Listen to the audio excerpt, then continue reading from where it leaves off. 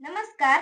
આજે આપણે સ્કૂલ અને બાળકના સંબંધો વધુ ગાઢ બને એ માટે એક નાનકડી ચર્ચા કરવા માટે આવ્યા છીએ, જેના થકી આપણને બાળકના વધારે સારા વિકાસ માટે માર્ગદર્શન મળી શકે. તો ચાલો આજે મળીએ અબ્દુલના પેરેન્ટ્સને. મારે તમને થોડા સવાલ કરવા છે. ફોસ્ટર કિડ્સ સ્કૂલમાં આપના બાળકના એડમિશનના નિર્ણય લીધા બાદ તમે કેટલા સંતુષ્ટ છો? પૂરેપૂરા સંતુષ્ટ છીએ. સ્કૂલ તરફથી કરાવવામાં આવતી તમામ એક્ટિવિટી અને અભ્યાસક્રમ તમને કેવા લાગે છે? બહુ સરસ લાગે છે. સારા લાગે છે. બહુ સરસ.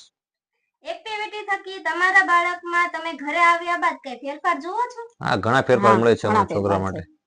પેલા જે છોકરો જે તોફાન કરતો હતો એ ઓછું કરે છે, લખે છે કે અમુક સ્પીચ આપે છે, બોલે છે 1 2 બોલે છે, એબીસીડી બોલે છે. સ્કૂલ સ્ટાફ અને મેનેજમેન્ટ ટીમ દ્વારા બાળકો પ્રત્યેના વર્તન વિશે તમે સંતુષ્ટ છો? પૂરેપૂરા સંતુષ્ટ છીએ. સ્કૂલ બિલ્ડિંગ ફેસિલિટી અને બાળકોની સલામતી બાબતે તમે સ્કૂલને 10 માંથી કેટલા માર્ક્સ આપશો? 10 માંથી 10 આપે. કેમ કે એની માટે ફાયર સેફટી પૂરેપૂરી સેફટી છે. એની માટે બિલ્ડિંગ સારી છે ટોટલ રીતે. એડમિશન પહેલા અને અત્યાર સુધીમાં બાળકના સ્વભાવ અને વર્તનમાં તમને સ્કૂલ થકી કઈ ફેરફાર જણાય છે? ના.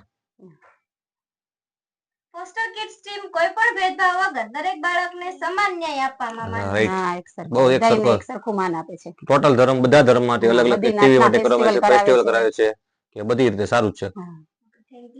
ટીમ દ્વારા પૂરી મહેનત લઈને તમામ કાર્ય કરવામાં આવે છે, છતાં પણ તમારું એક સૂચન અમને જણાવો.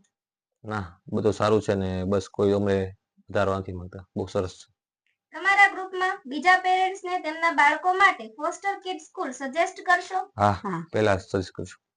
તો મિત્રો, એડમિશન ઓપન છે. આજે જ રૂબરૂ આપના બાળકના સુંદર ભવિષ્ય માટે રૂબરૂ મુલાકાત કરવા માટે પધારો એવું અમારું ભાવભર્યું આમંત્રણ છે. Thank you.